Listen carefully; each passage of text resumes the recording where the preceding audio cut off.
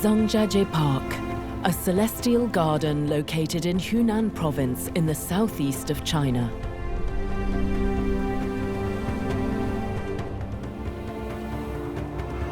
A fabulous forest of stones suspended between heaven and earth, unknown by the Chinese themselves until the 1970s. Breathtaking landscapes that didn't escape the eye of director James Cameron with his film Avatar. This is where he came to find his original scenery. The planet Pandora was therefore born amidst these rocky peaks emerging from the abyss.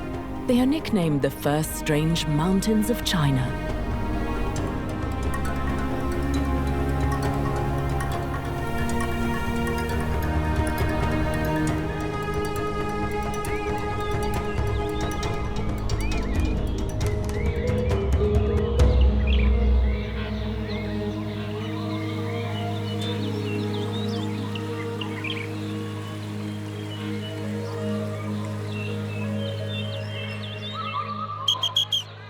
Friend, come and see our celestial ladder, called the Ladder of 100 Dragons.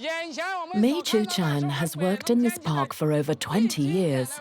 He's a guide, and every day he reveals his secrets to tourists. And they are many. This natural park covers some 262 square kilometers, 2.5 times the size of a city, like Paris.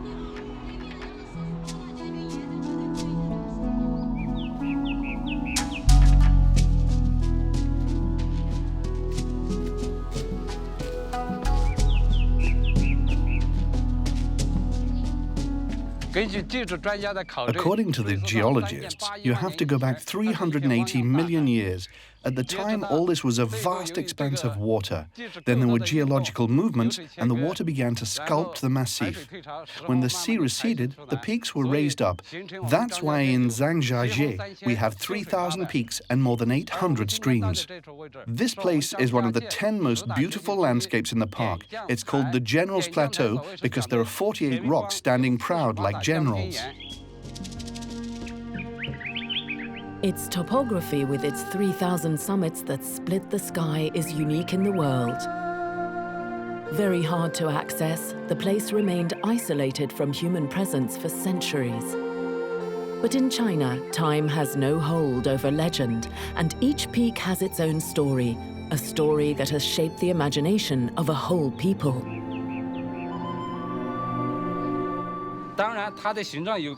Sometimes their shapes are strange. That's why the mountain people here, when a peak resembles an animal or a plant, give it a name that matches. The peak of the imperial brush before us, for example. Its shape recalls the imperial brush which Prince Zhang, who proclaimed himself son of the sky, used to comment on official documents. We have the greatest respect for this rebel leader.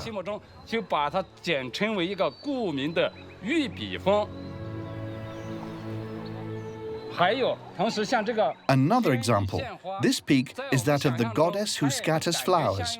In our imagination, like an elegant woman who walks in the mountains carrying in her hands a basket of fresh flowers that she scatters on our world below.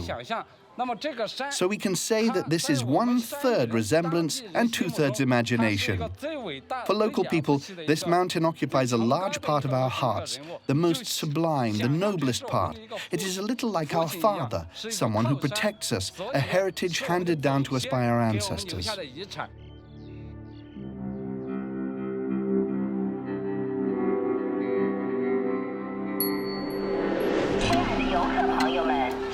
A world shaped by myths that the tourists want to capture. There were 40 million of them in 2014, mainly Chinese, jostling at the gates. It's a nature park that has become an amusement park. And everyone wants their share of the dream. So in China, they are given that impression. A cable car, the longest in the world. A made-in-China version of the Pont des Arts and its padlocked loves by the million. An elevator grafted onto the rock, one of the tallest in the world. 326 meters. Here they call it the celestial ladder of the 100 dragons.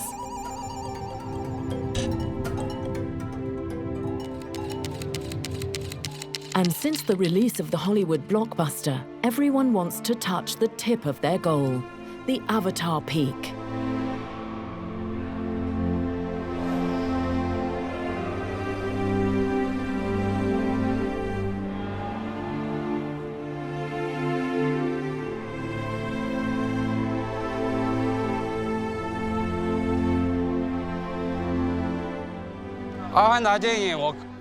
I saw the movie Avatar. It really is a film that stands out from the rest. I was totally fascinated. The other feeling I had when the American director James Cameron filmed our Zhangjiajie mountain, he showed a mysterious, magnificent park. The excellence of the film gave me a feeling that was hard to name, as if I were being born on the wind. A pillar that has achieved world-renowned, renamed for its Hollywood associations, and which has, because of this, lost some of its original history. Before, we called it the Column of Heaven and Earth. It's a little like the men who live here, a peak standing on the earth carrying the sky on its head. At home in our mountains, the Column of Heaven and Earth is a peak on which we can rely. It's like a man who was born here, so we look upon it as someone from the generation of our fathers. It stands tall, and that symbolizes its fearless character, above reproach, like our mountain men. The park was declared a UNESCO World Heritage Site in 1992. It is one of the 10 most beautiful parks in the world. But before the uninterrupted flow of tourists, the illegal construction, the unauthorized shops, UNESCO sounded the alarm in the year 2000. Following a €420 million investment, everything now is channeled, accounted for, more controlled, eradicating a little of the site's wild aspect.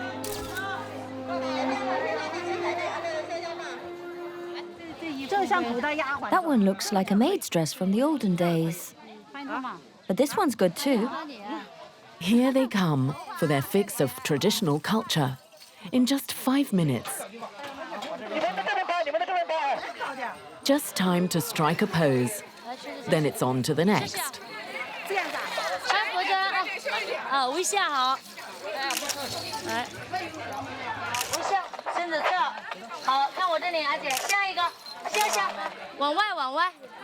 This isn't the best place to grasp the finer points of these singular costumes.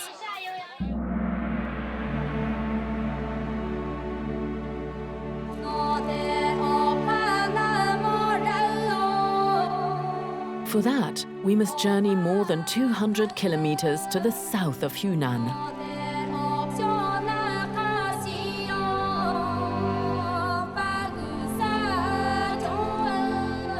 Fanghuang, China's little Venice.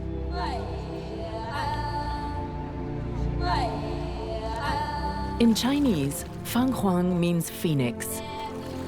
According to the legend, 2 phoenixes one day discovered the city and found it so beautiful that they did not want to leave.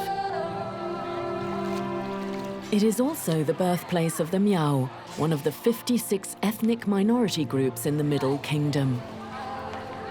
Today, they number 9 million, scattered mainly throughout the southwest of the country. This is where Long Yin has set up her little open-air shop. Tell me if it hurts.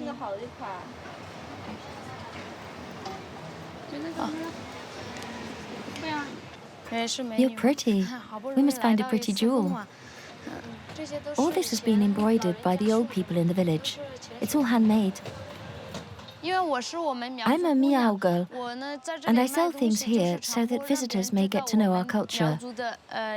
For example, this bracelet is made of embroidery and silver. The embroidery is all done by hand. Look, there are a multitude of colors and motifs inspired by beautiful things such as flowers. This silver jewelry has many meanings for us. If, after wearing them for a long time, they darken, it's a sign of poor health. If you're in good health, they shine more and more. But in a few days' time, an important event will interrupt her day-to-day life. It's a chance for her to return to her village.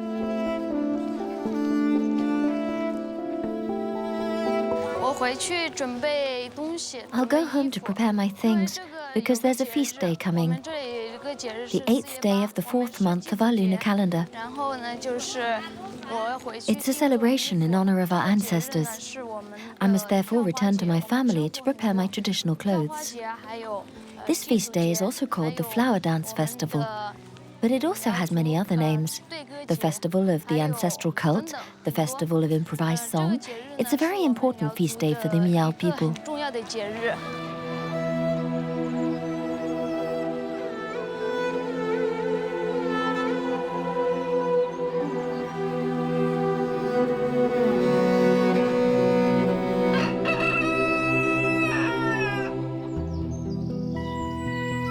Some 4,600 years ago, the ancestors of the Miao settled along the Yellow River. But faced with the expansion of the Han people, the Miao were forced to emigrate toward the south of the country. Their king, Qi Yu, was killed during that war, and they regularly pay tribute to him. The Miao are a mountain people who love traditional songs and dances, and celebrations that alleviate their life of toil.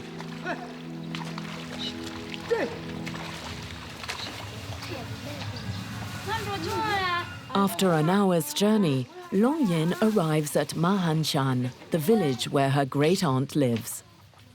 Hello, Auntie. Oh, there you are. How are things? They're fine. At 21, though Long Yin has succumbed to the turmoil of the city, she loves coming back here to benefit from the know-how of her elders. It's a way for her to perpetuate the tradition of a whole people. Have you made clothes for long? I began when I was 10. How long does it take to make a garment? Oh, for a jacket, 1 week. A week? Today, fewer and fewer people produce Miao clothes. We elders are getting old, and we want to teach the young people so that they can pass on the skills to others in turn. When the older generation disappears, the new must take up the torch. But fewer people know how to make costumes and explain them to others.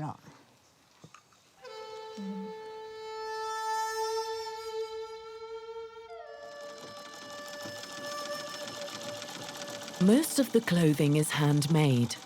So with the festival only 6 days away, there's not a moment to lose. Have you finished? Almost. Today we have to work hard because there are only a few days before the festival. Even though they must hurry, here time passes at quite a different rhythm from the Zhangjiajie.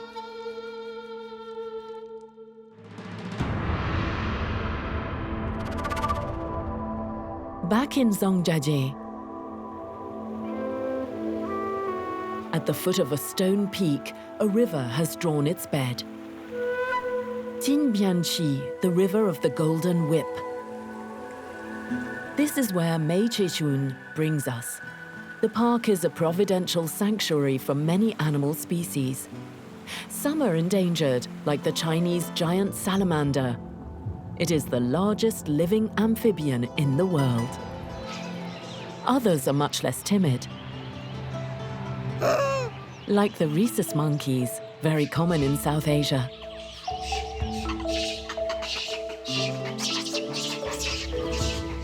There are several thousand in the park. Food here is abundant. Zhangjiajie has known them well, since childhood.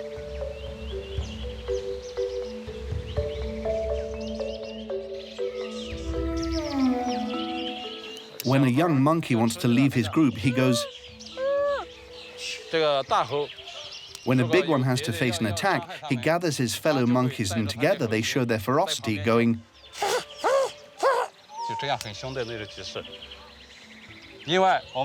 If you feed them, you should know their habits. You mustn't crouch down or the monkey will think you're going to attack.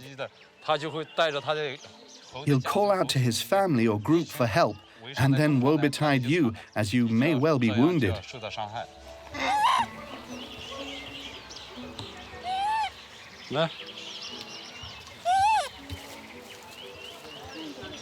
His closeness to these animals has enabled him to witness some unusual scenes. 10 years ago, I saw an event. Monkeys wanted to migrate from one peak to another. They had to fight, like we do when we wage war. So the monkeys crossed the frontier and found themselves in enemy territory. The fight took place and they won. Some monkeys in the conquered territory were wounded.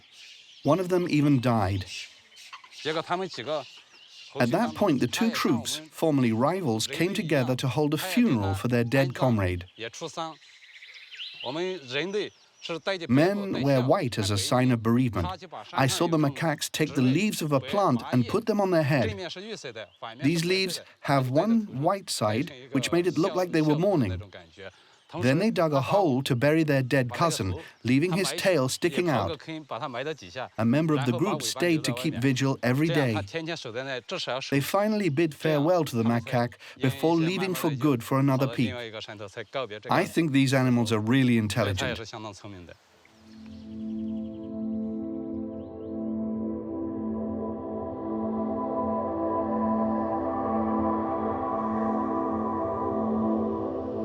And on the banks of this river, we can also find plants that are unknown in our latitudes.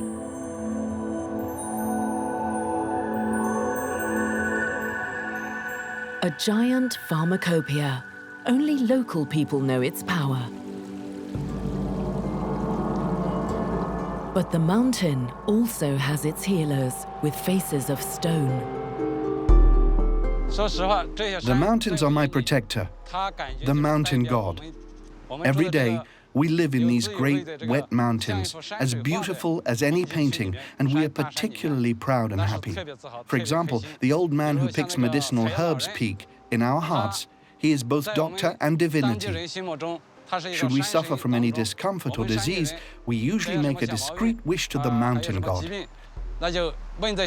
Then we know that the old man who gathers medicinal herbs will heal us.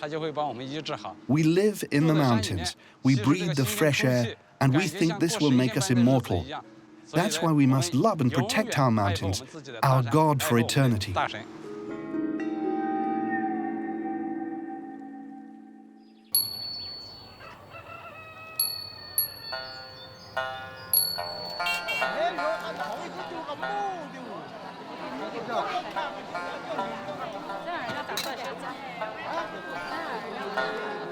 Today is market day for the Miao. It's a vital time for the villagers who come from all over the mountains to sell their modest production.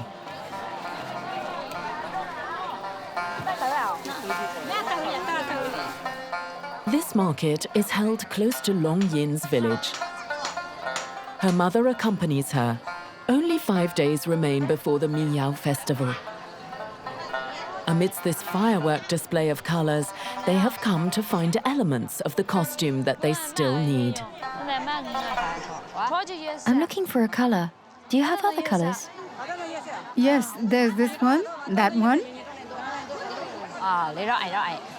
Look how lovely it is. Yes, it's not the same. Hold out your arm to see.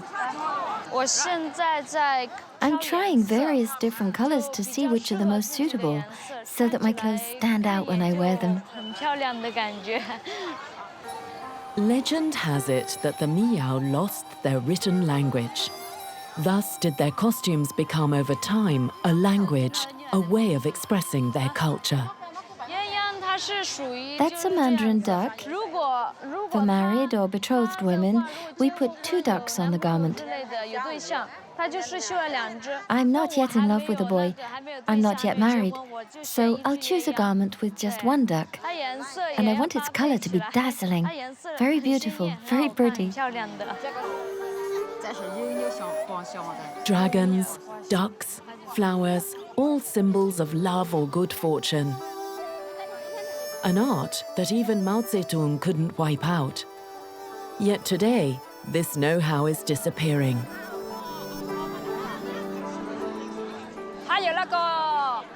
These flowers must be embroidered on top of each other, which takes 2 weeks. This ribbon takes another 5 days of embroidery. This too we do by ourselves. In all, to finish a costume will take around 1 month. It's difficult to make these costumes. People don't really make any money from them. So now the young people prefer to work elsewhere to get rich. That's just how it is.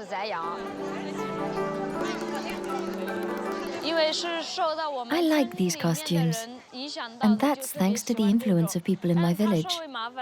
It's true, it's relatively complicated, but I'm motivated. To make them, you must learn the techniques, and that takes time. Like embroidery. It's very complicated, and you don't earn much money. But I don't mind. I like the things of my people.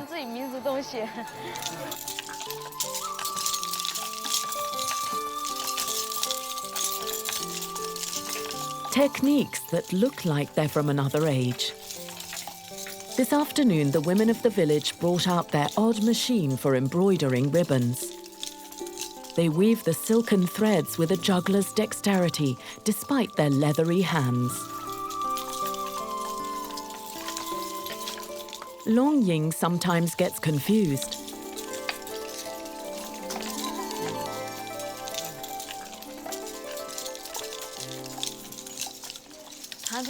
Grandmother, I think I made a mistake. Watch me do it.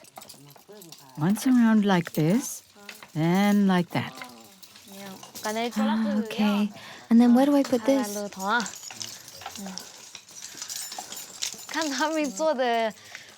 I see them working very quickly, and the motifs they make are much more beautiful than mine. I really like being with them.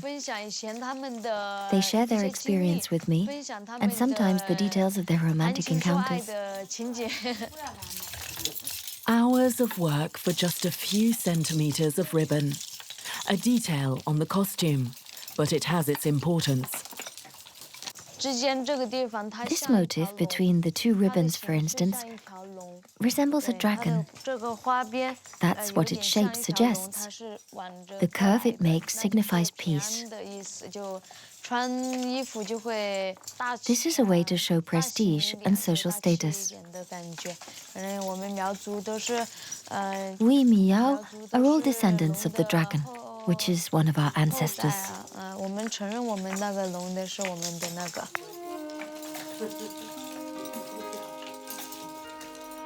This know-how, despite Long Yin's desire to preserve it, is slowly declining.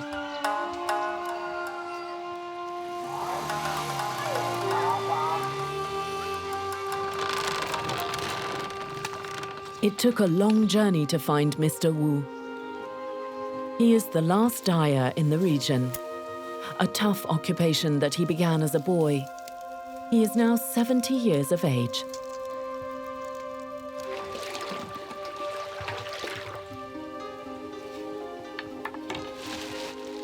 His reserves hold a precious commodity. Indigo, an essential color for the Miao of Hunan. Before, this dye was obtained from a herb found locally. But today, with modernization, we obtain it through chemistry.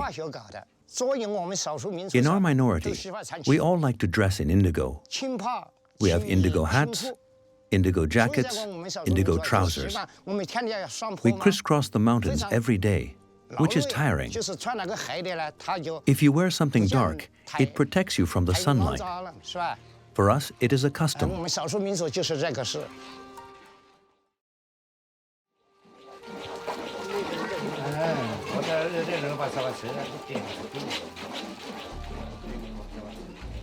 In their traditional dress, one motif recurs often.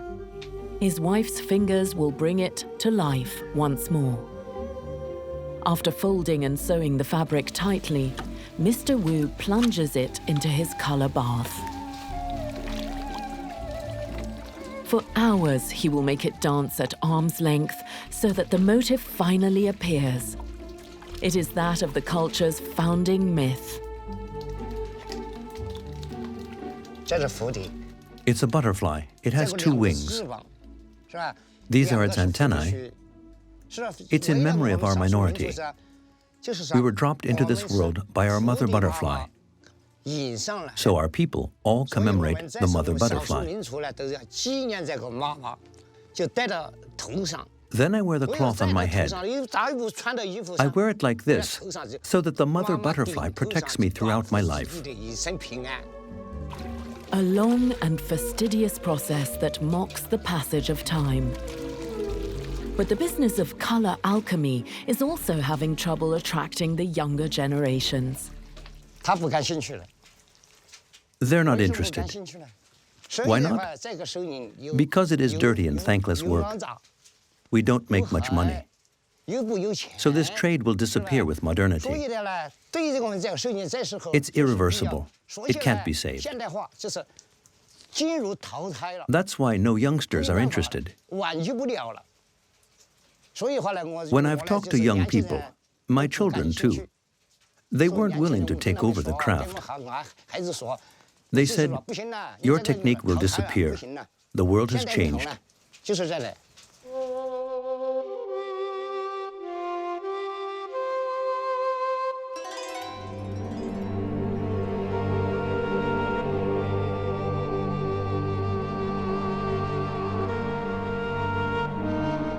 In Zhangjiajie Park, our guide, Major Chun, this time entices us into the meanders of the earth.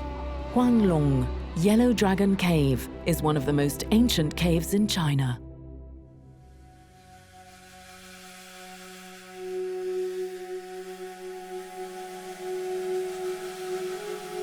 More than 11 kilometers long, 140 meters high, it provokes a kind of inverse vertigo. The scenery, shimmering with Chinese candy colors, once more harbors a legend. It tells of how, long ago, a Taoist master dared to enter the lair of the dragon. In bygone days in Zhangjiajie, a Taoist master wanted to relieve the people of the drought that had struck locally. In order to produce some rain, he came into this cave with his commander's knife and begged the Dragon King. The Dragon King then gave him a drop of water in his silver cup. But the master thought this was too little, so he tried to threaten him with his knife so as to get more water. At that, the Dragon King became angry and spilled a basin filled with water, triggering a 7-day deluge beyond the cave. The water overwhelmed the Taoist master, who was turned into a little duck and swam off to rejoin the outside world. The water invaded the whole village and ended up here. This was the origin of the spring of the Yellow Dragon Cave.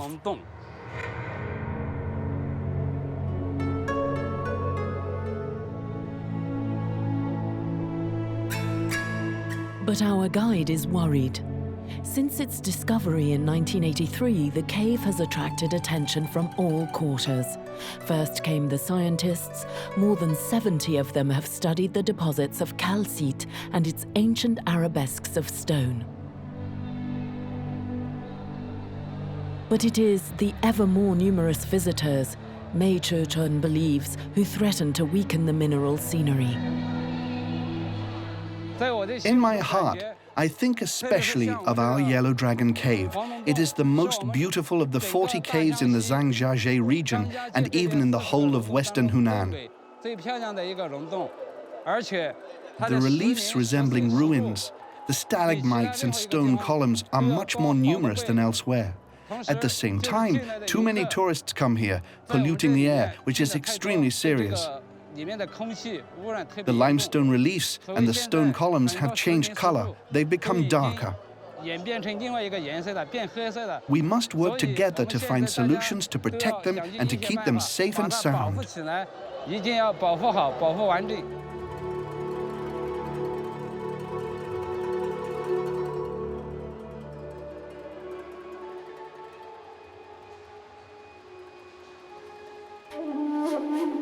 After the depths, we're off to scale the peaks.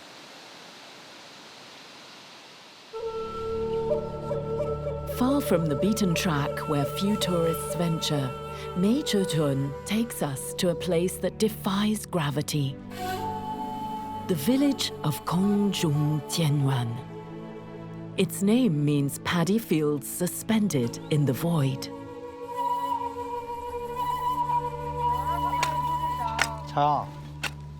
Here, it's not the Navi people of Avatar that we meet on this peak shaped like a roof terrace, but the Tujia, an ethnic group of farmers and stock breeders, the largest in the park.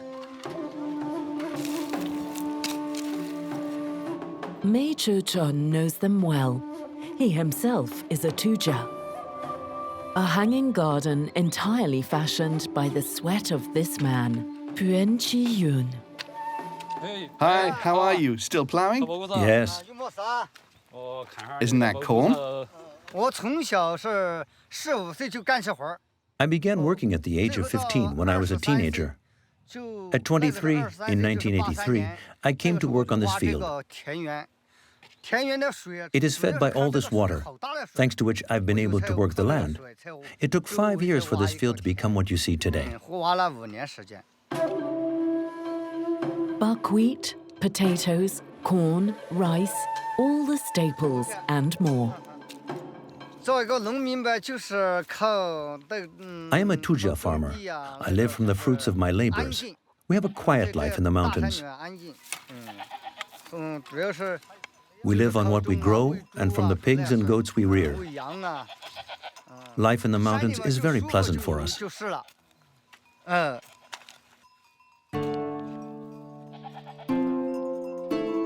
But the beauty of the mountains is not enough. This is a harsh lifestyle. Like the Miao, they struggle to attract the next generation. Our young people want to go to the city, and we can't force them to stay. Because they are young and have never really suffered, they don't yet understand that they must love everything around them. They think only of the pleasures of the city, bustling cities where they will have fun and be carefree. But once they have reached 40, they will notice the beauty of these mountains. The air is 100 times, 1,000 times, 10,000 times better than any place in any city. So when they're our age, I'm sure they'll come back to this land where we are now. That's why I'm not worried. We just need to make more effort to preserve this land so as to leave them a fine heritage.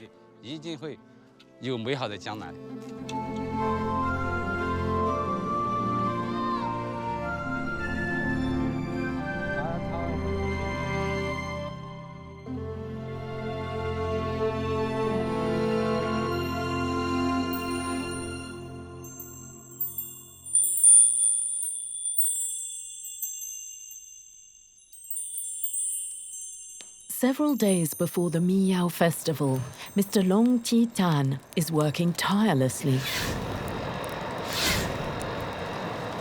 He is a jeweler, and Miao jewelry means richly decorated pieces for girls.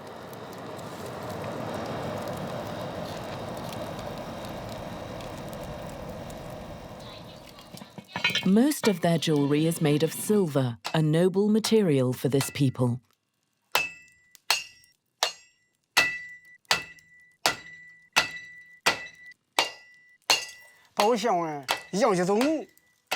We Miao are poor. We can't afford gold, but we can buy silver. 1 gram of gold is worth 500 grams of silver. If it's for a wedding, we can buy a little gold if the people ask for it. Before, when we married a woman, 1 kilo of silver was enough, but nowadays they want 5 kilos of silver. Society has changed and our life has improved. Before, we would not have been able to buy silver because resources were devoted to food.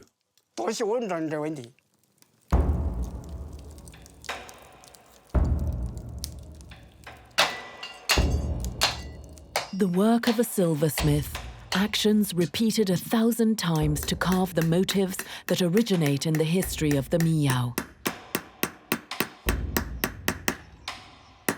Shapes, in fact, for which Mr. Long Titan has quite forgotten the meaning. His assistant knows some of the secrets.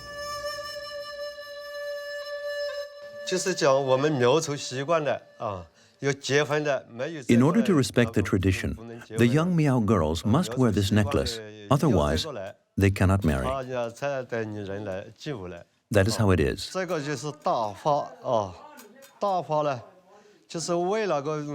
Here in the middle is a big flower. It represents the central role of women. This one is a pattern in the shape of a buffalo horn, the same buffalo that symbolizes our ancestor Shiyu. Here, this represents a tree at the time of flowering, when the blossoms are opening. This motif represents a weighing scale, so that everything might go according to our wishes. This is a peach blossom. It represents the heart, a woman's feelings of love. And to finish, this is the tail of the dragon.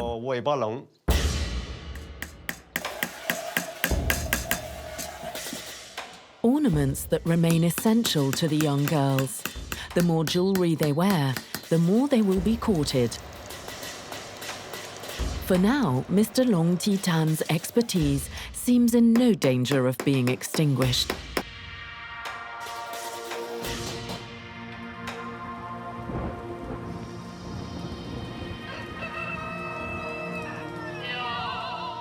This morning, it is raining on Ma Anchang, Long Yin's village. It's a chance to forget the work in the field and prepare for the approaching festival.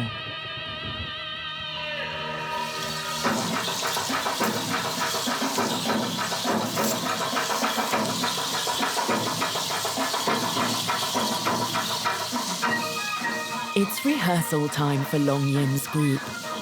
All the girls have put on their costumes to make the final adjustments. The Miao also excel at dancing, in the art of expressing their history and their innermost feelings.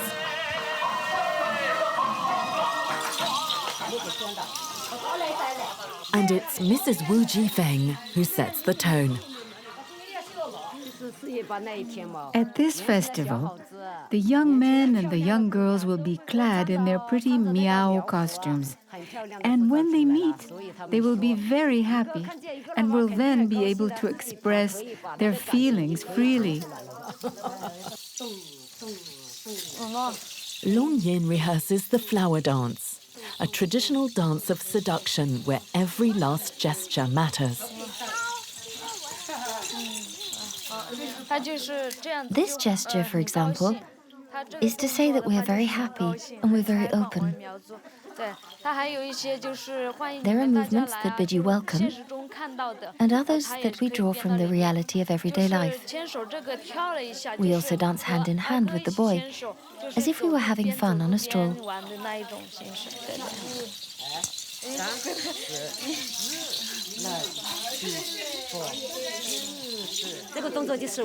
This movement really is characteristic of our folklore. In general, when we meet young boys, and we are pleased to meet them, we make this movement. It's an indispensable gesture in the Miao dances. And Mrs. Wu Jifeng remembers. That's how she met her husband 30 years ago. Back then, I had spotted a handsome boy, and on the way back from the flower dance festival, he followed us. He tapped me on the shoulder, so I turned my head to look like that. I saw that he liked me, so I let him know it was mutual. And then we started seeing each other.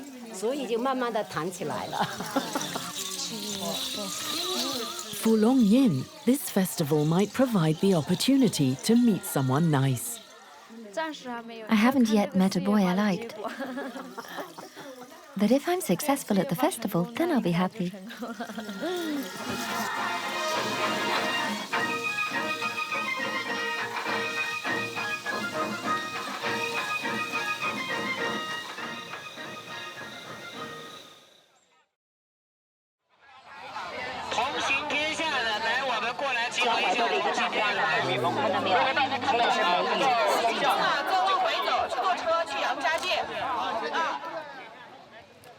Far from the tourists and the constant clicking of their cameras, Mei Chu-chun shows us a place only he knows. His little retreat with invisible walls.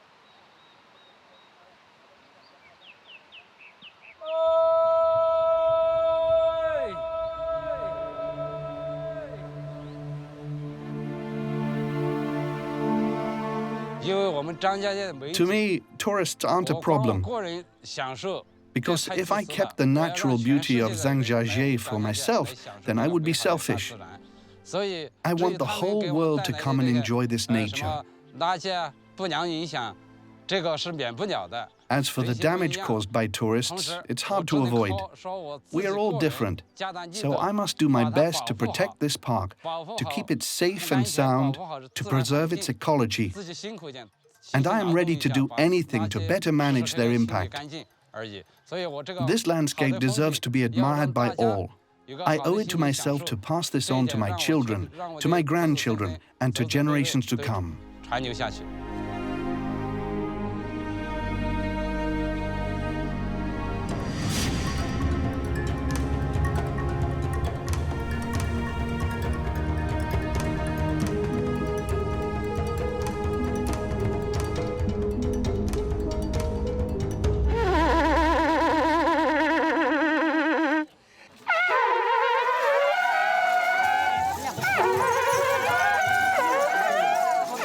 It's the eve of the festival on the Bagong Mountain, between mist and fog.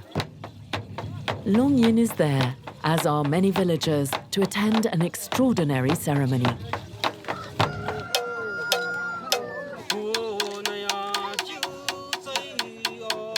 The Miao practice shamanism. On this natural promontory, the shamans summon all the spirits so that the festival might take place under the best auspices.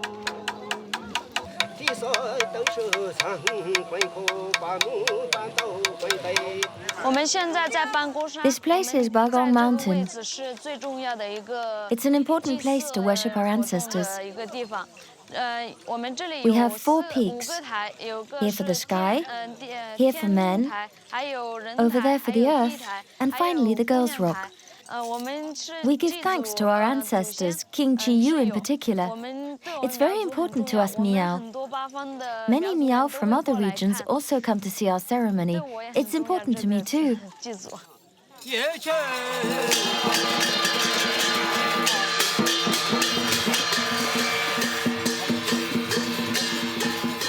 Rice wine, beef, pork, all offerings to tempt the gods. We also think of those who have passed on by letting these little pieces of yellow perforated paper go up in smoke.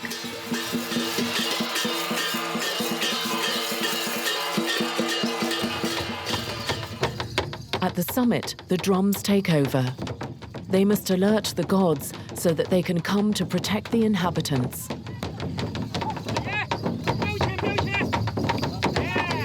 The almost tribal dances come as a reminder that the festival is also a festival of life.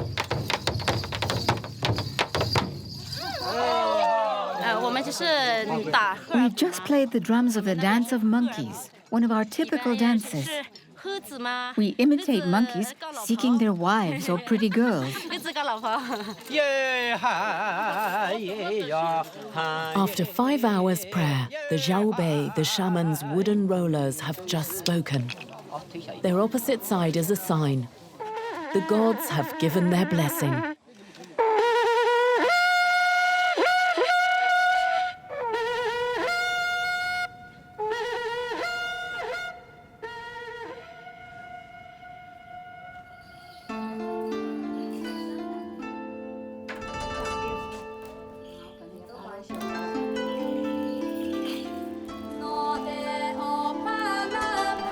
It's the long-awaited day of the festival.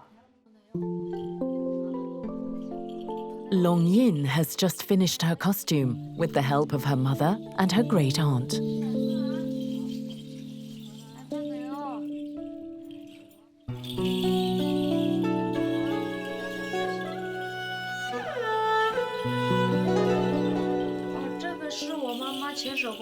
It was entirely designed by hand by my mother and myself to make me look pretty. It will be my costume for the flower dance festival.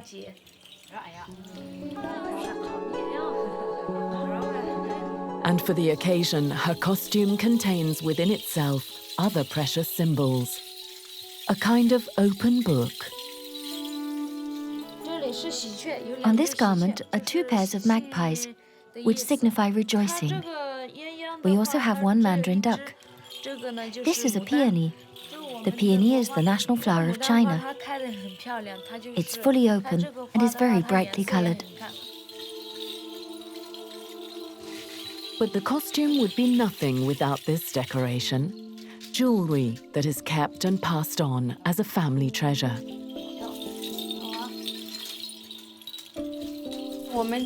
We Miao wear silver jewelry.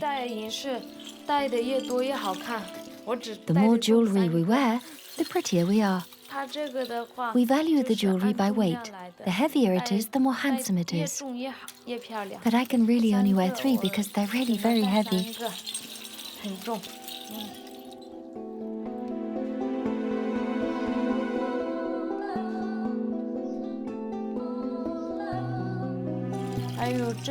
This is a butterfly forged in silver. It's our mother butterfly. It's important to the Miao. We find it on every costume.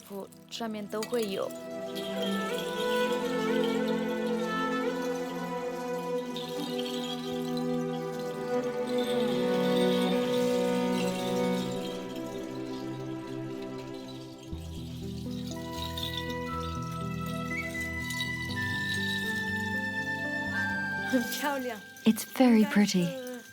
It must be unique in the world.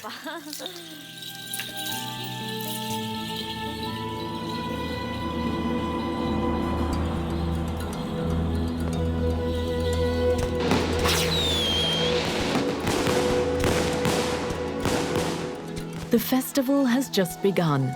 It is 18 minutes past 10, as in China. The figure 8 is lucky.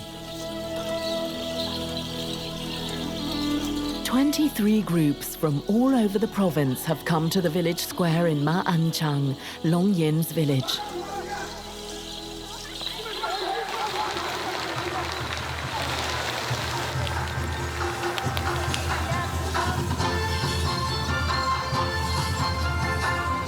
At the Flower Dance Festival, everyone comes to defend their colors.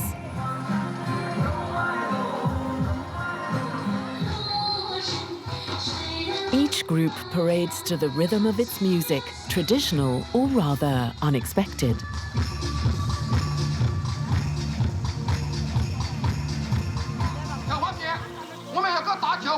Now it's the turn of Long Yin and her group.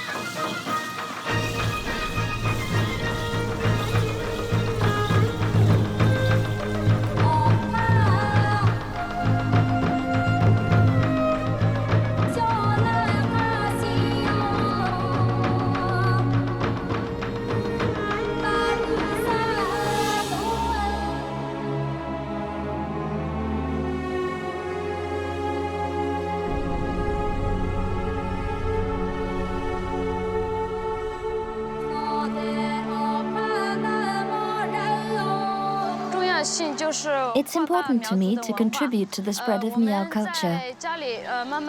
If we can pass it on, then the people who have left for the city will come back for it. All that I've learned comes from my grandmother and my mother, and I must pass on this knowledge to others who will pass it on in turn. In that way, the influence of the Miao culture will spread, and it will be able to carry on its way. Long Yin and Mei Chuchen are convinced of the strength of their culture and their traditions.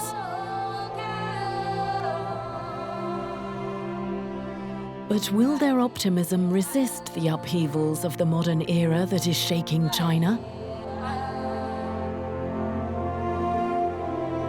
At the heart of these mountains, revealed to the world through the film Avatar, a new story is waiting to be written.